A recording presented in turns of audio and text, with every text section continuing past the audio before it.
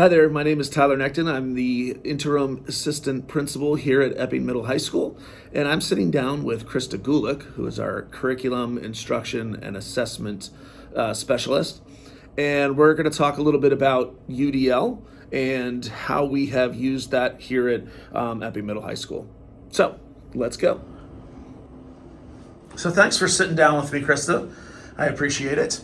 Let's get right to it. And I think the first question on the docket is, when did Epping begin participating in UDL and who joined the team? So we actually joined in the height of the pandemic, which was the fall of 2020. And we had a core group of really committed, dedicated teachers. We had 3 high school teachers, an assistant principal at the high school, an elementary reading teacher, myself, and a digital learning specialist. Awesome. Great. So our school is fairly small, and you guys started small and hopefully are going bigger. So when you sat down with your team, how did your team decide how to revise the units of instruction through a UDL lens? So I think starting in the middle of COVID was a big challenge. There were a lot of things changing, and we found quickly that the UDL group was sort of the bubble away from all of that. It's where we could go back to teaching and learning. And after we poked around on learning design, we decided that the best way to immerse ourselves in understanding UDL was to start applying it at the classroom level.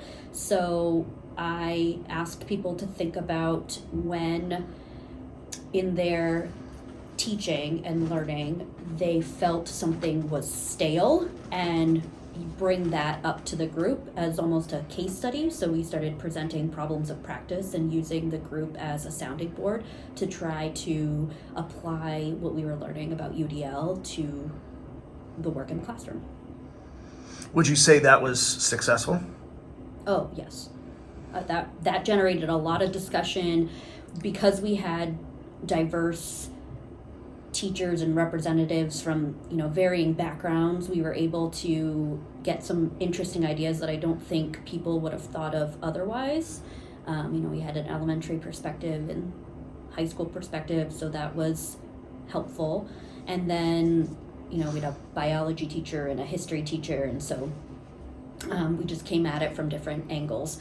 And the few people that presented a problem with practice and had feedback from the group, their reflection on the process was that it was extremely helpful, and they came away with more like a reinvigorated portion of their curriculum that they had previously identified as tired or stale.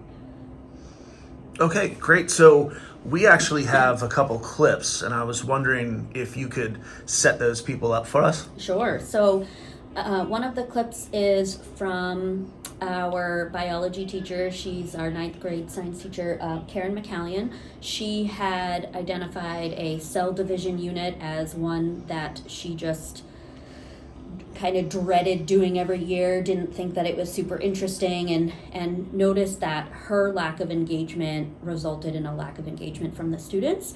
So she actually paired this problem of practice with a tech coaching cycle and got support in incorporating Nearpod to reinvigorate that unit, and it went really well. So there's a clip of her talking about that. The second clip is from our 9th grade history teacher, Katie Kloss. She wanted to make the unit on World War II be less about rote memorization and more engaging for students. So she found a way to apply the dates and details of different battles into a game so that students could understand how different aspects of the war worked together to have the solution that it did. Great. Yeah, let's take a look.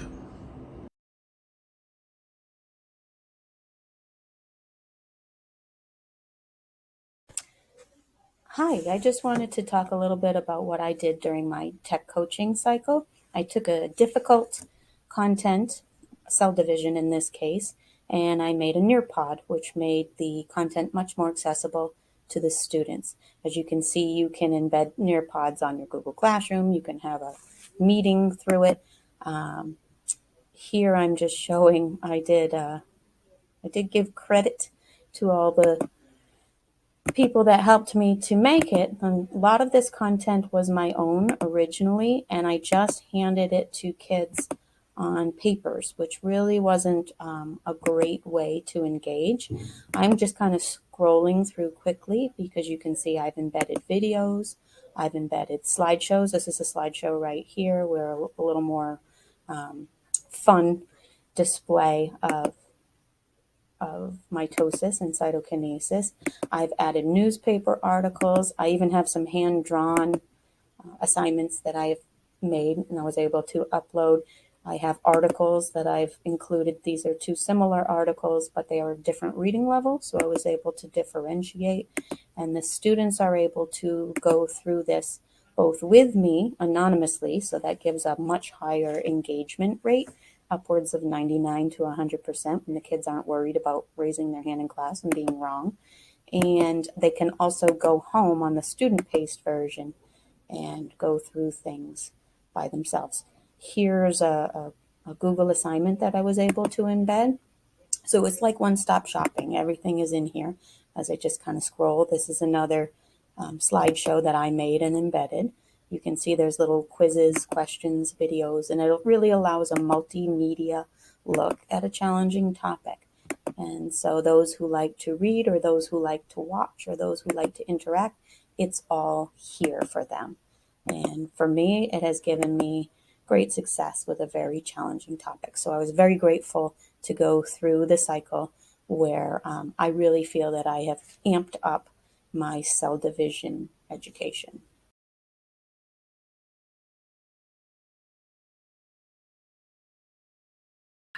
For those of you that don't know me, I'm Katie Kloss. I'm on the freshman team in the high school. I teach freshman US history. So we originally had sort of grouped the freshman team to be the pilot team for UDL in high school, I think largely just out of like, it just makes sense. I think our mentality is pre-existing UDL is very UDL without us realizing it. We really sort of treat every kid like they have an IEP or a 504, and we offer pretty much every structure of support to all of the kids because everybody's in transition and sort of figuring out their way their freshman year in high school. So the freshman team, especially in social studies and science, is very heterogeneous structure. We have the highest of the high and the lowest of the low sitting right next to each other in all of our classes, whereas like math is a lot of times leveled, and a lot of English, some of the lower kids are pulled out to put in specialized English classes. So science and social studies really just like we get the gamut. So I think we found that sometimes we were dropping our expectations to try and meet the needs of everybody, which isn't really the way to go. But when you're in survival mode, I think that's sort of what happens. So we really wanted to find a way to really help our students succeed across the board, but without dropping that bar, without dropping that expectation. And when I was watching the video earlier and Krista was talking, it really like hit home to me sort of that know what your end goal is and then remove the barriers, right? And like there's certain things that are non-negotiable, like they have to write this paper and do that assignment. But once we start looking at ways of helping everybody find success, you start pegging away those barriers or finding different ways to help kids overcome those barriers. It really made all the difference. And it's been really helpful and like a nice frame of mind. So in my class, I brought to the UDL table, we were sort of like, everybody think of an area that's sort of flat. Like, and I think we all have those lessons where, you know, like maybe a unit or a lesson that comes up, you're like, ooh, this is the one I don't like. Like I haven't done a good job, and no matter how you tweak it, you can't really get kids to get excited or you're not excited. And so I knew right out the gate, It was my like teaching of the battles of World War II. That was like my flat one. It's just like kids don't get in, either kids are really, really into battle tactics and then I can't keep up with them, or they're not into it at all. So I really wanted to try and tweak that to try and increase engagement and access. And I think the thing that we really sort of framed is it's not about being creative, right? It's not like, here's a colorful PowerPoint, right? It's more of like a scientific approach to instruction. So increasing engagement, increasing student voice. So we talked as the UDL team and sort of troubleshooted maybe some ideas to get kids more involved. And what we settled on was actually creating a game, right? We're like, when are kids most engaged? It's when they're playing video games or competing or something like that. So I turned it into this, like, it's called like, ended up calling it Blitzkrieg, the Battle for Europe. And it was sort of based off of this. I'm a summer camp person. Today's day one of camp.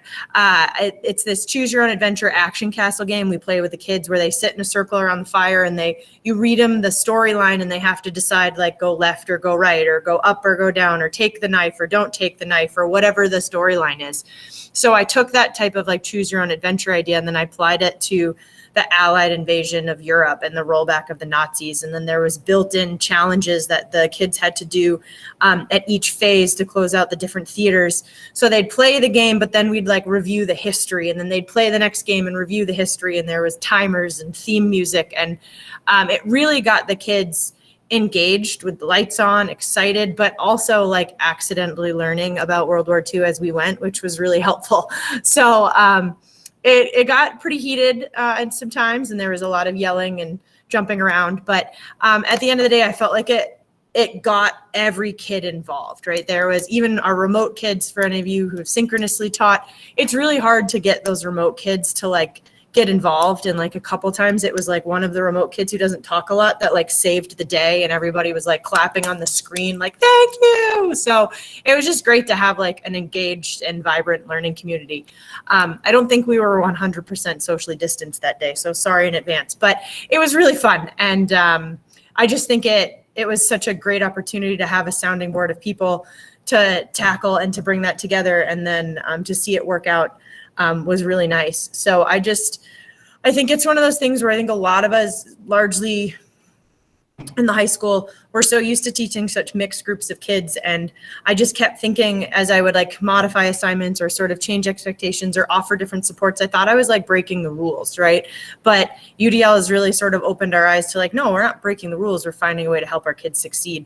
And I think that's been like a really eye-opening experience. And it's allowed me to really help kids find success along the way, regardless of their skill level or past sort of experience with social studies. So all in all, it's been a very like positive sort of effort for UDL. I think we did a good job of like balancing expectations with everything we were up against. So I never felt like I had to do anything, but I did feel like it was advantageous and worth my time and it made the learning environment better in my classroom. So I was appreciative of that.